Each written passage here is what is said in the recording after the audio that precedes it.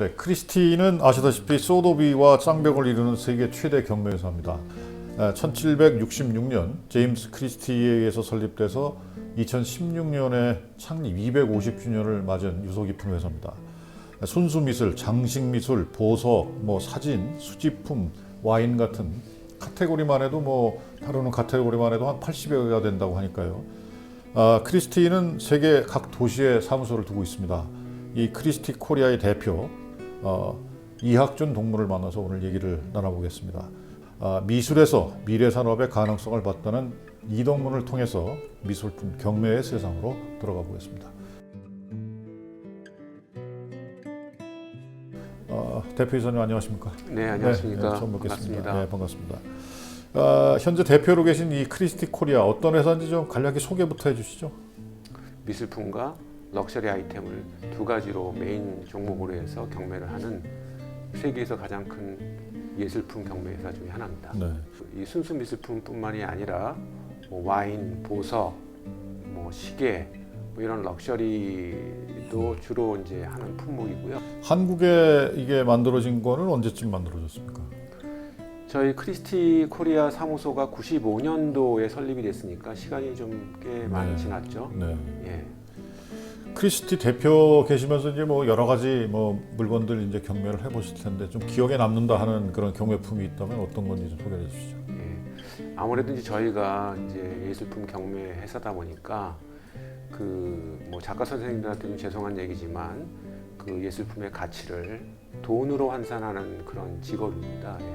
그게 이제 어떨 땐 굉장히 보람이 되기도 하고 어떨 땐 굉장히 어려운 부분이기도 한데 저희가 2019년도에 크리스티 홍콩에서 김한기 선생님의 그 유니버스라는 작품이 수수료 포함해서 150억 원에 거래가 됐거든요. 굉장한 금액이네요. 네, 그 금액은 한국 미술품이 세계 경매에서 거래가 된 고미술품, 현대미술품 다 통틀어서 가장 비싸게 거래가 된 그런 작품입니다. 네.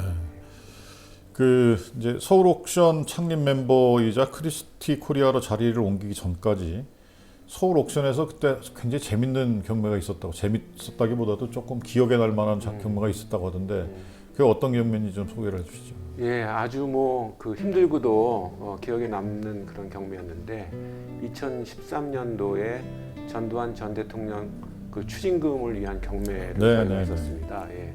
근데 저희가 거의 완판을 했죠. 완판을 하고 그 중에서 이대원 선생님의 농원이라는 작품이 있었었는데 그게 일반적인 시세를 훨씬 뛰어넘는 금액에 거래가 돼가지고 굉장히 화제가 됐었었는데 그 이유 중에 하나가 이제 전두환 전 대통령의 수장품이었던 거, 그리고 그 본인의 자택에 바로 걸려 있었던 작품이라는 거, 그런 것들이 굉장히 화제를 모았었습니다. 네. 그때 미술품이 꽤 많았던 걸로 기억을 하거든요. 압수됐던 물품이 몇 점 정도 거래가 됐던가요? 그때 그 양도 굉장히 많았고요. 그 종류도 굉장히 다양했던 걸로 기억이 나는데요. 현대미술품, 고미술품, 그리고 컬렉터블 아이템이라고 그래가지고선 일반 수집품들 상당히 그 다양한 작품들을 많이 모으셨더라고요.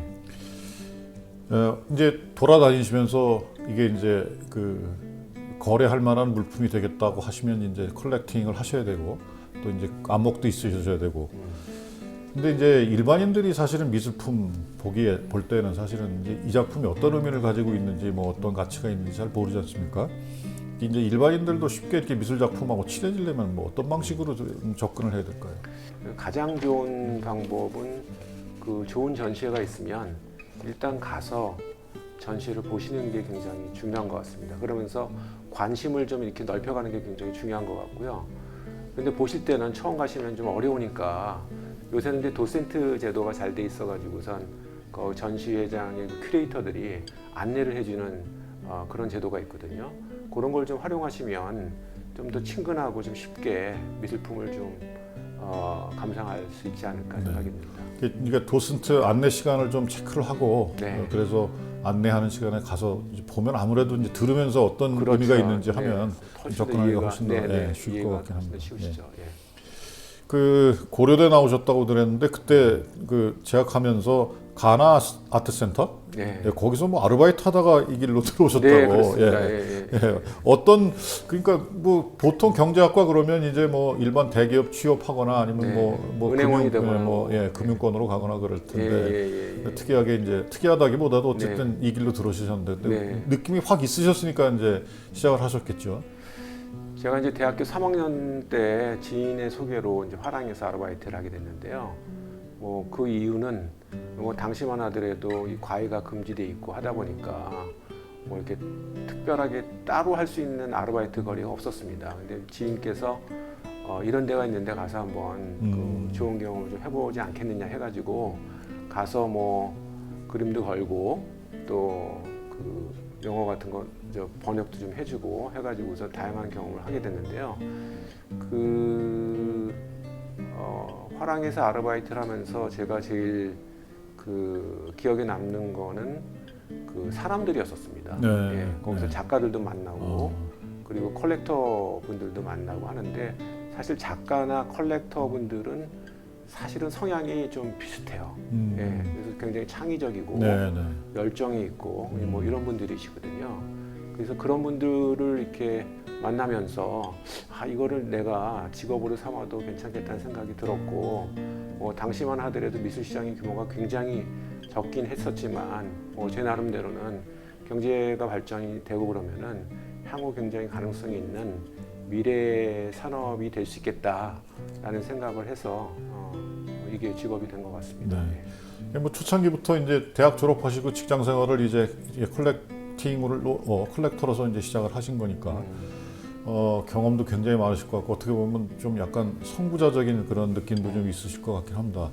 그 가나 아트센터 다니시면서 뭐 여러 가지 기획전 하셨겠지만 좀 어떤 게 제일 기억에 남는다 이런 기획전이 있으신가요? 예, 리텐슈타인 기획전을 제가 한 게 가장 기억에 남는데요. 그 앤디 홀과 함께 뭐 세계적인 팝아트의 대가이고요. 당시에 레오 카스텔리라고 하는 세계적인 그 화상의 작가였었습니다. 그래서 그 전시회를 기획하기 위해서 제가 레오 카스텔리의 그 블란서에 있는 방스 그 초대를 받아가지고 거기서 점심 식사를 같이 하면서 당시에는 뭐 그 한국이라는 나라가 잘 알려지지도 않았었고 좀 불모지에 가까웠었는데 제가 설득을 해서 그 리텐슈타인 전시회를 갖다가 국내에서 처음 열게 되는 그런 기획을 하게 됐습니다. 그 이제 일반인들이 이제 뭐 벽에다나 어디 하나 좀 집에 좋은 작품 하나 걸어보고 싶다 뭐 이런 욕망은 다 있게 마련인데 일단 비싸지 않을까 하는 선입관도 있고 그래서 미술 작품을 선뜻 이렇게 접근하지 못하는 그런 경우가 많이 있습니다. 그래서 뭐 내가 어느 작품 같은 거를 좀 소장을 하고 싶거나 뭐 이렇게 좀 집 분위기를 좀 바꿔보고 싶다 했을 때 이렇게 접근하기 쉬운 방법은 뭘까요? 이 미술 작품 이렇게 구매나 아니면 뭐 이렇게 소장을 하거나 이런기 위한 방법은 뭘까요? 아마 제일 접근하시기 편하신 방법 중에 하나가 경매회사를 활용하시는 방법이 아닐까 생각이 듭니다. 네.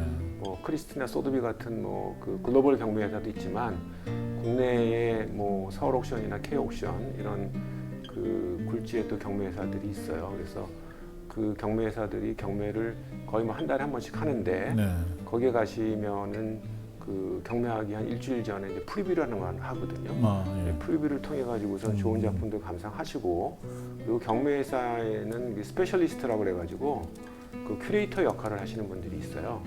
그분들한테 질문하고 싶은 거 좀 질문하시면 아주 굉장히 상세히 친절하게 답변해 주실 것 같습니다.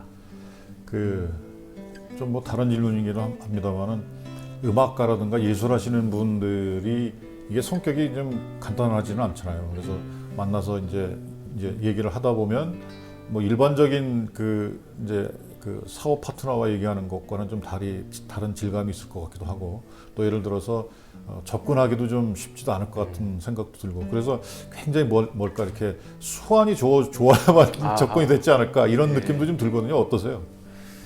예술가들을 상대하는 일이 일반인들이나 비즈니스맨을 상대하는 거는 확실히 다릅니다. 네. 확실히 다르기 때문에 저 같은 경우에는 그런 예술가들을 만날 때는 그들이 가지고 있는 그 개성, 창의성을 존중을 하거든요. 그래서 그렇게 접근을 하시면은 작품도 쉽게 이해가 되고 또 예술가들하고 또 쉽게 친해질 수도 있고 네. 그런 것 같습니다. 여러 작가들이 계시겠습니다만은 우리 이동문께서 제일 좋아하는 작가는 어느 분이신가요? 뭐니 해도 김한기 선생이라는 생각이 들거든요. 네. 가장 한국적이면서도 또 국제성을 가지고 있는 작가가 김한기 선생님이라고 생각하고 특히 그분의 말년 대표작이라고 할 수 있는 점화는 전면전화는 사실 그분의 예술의 총화라고 생각이 될 정도로 완성도도 높고 창의성도 있는 작품이라고 생각이 듭니다. 저는 개인적으로 이렇게 좀 역설을 잘 표현해내는 작가를 좋아하는데요.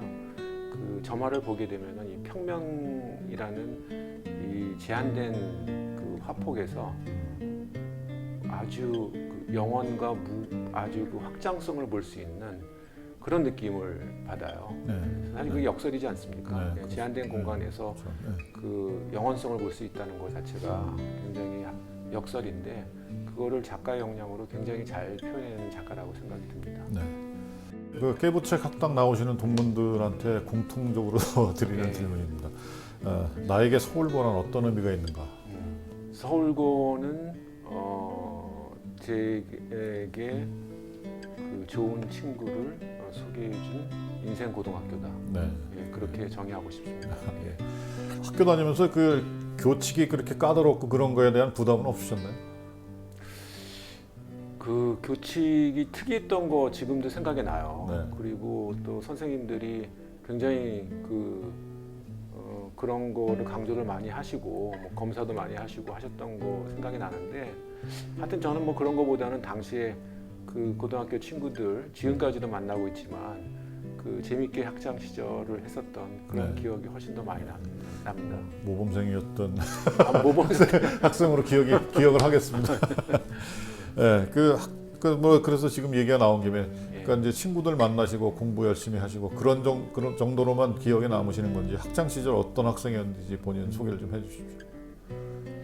그 제가 다닐 때 그 영어반이라고 그래가지고요. 네. 좀 한시적으로 이렇게 특별반이라는 거를 운영을 했었어요. 예.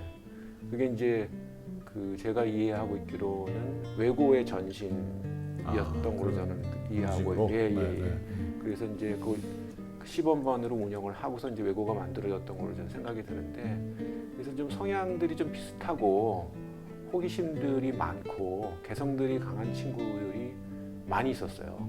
예.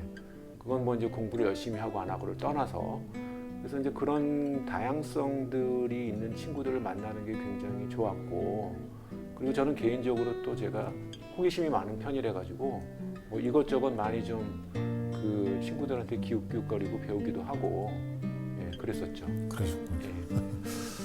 그 요즘 사실 우리 젊은 친구들이 취업이 사실 안 되는 게 사실은 고민인데 그러면서도 좀 자기가 원하는 진로가 있지 않겠습니까? 그리고 그러니까 우리 이 대표께서도 이제 일반적인 대기업 뭐 이런 스탠드업을 한 그런 직업이 아니라 어떻게 보면 아주 자유로운 직업을 선택을 하신 거고 원하시는 걸 하는데 직업 선택을 할 때 우리 후배들한테 좀 조언을 해주고 싶은 게 있다면 어떤 조언이 있을까요?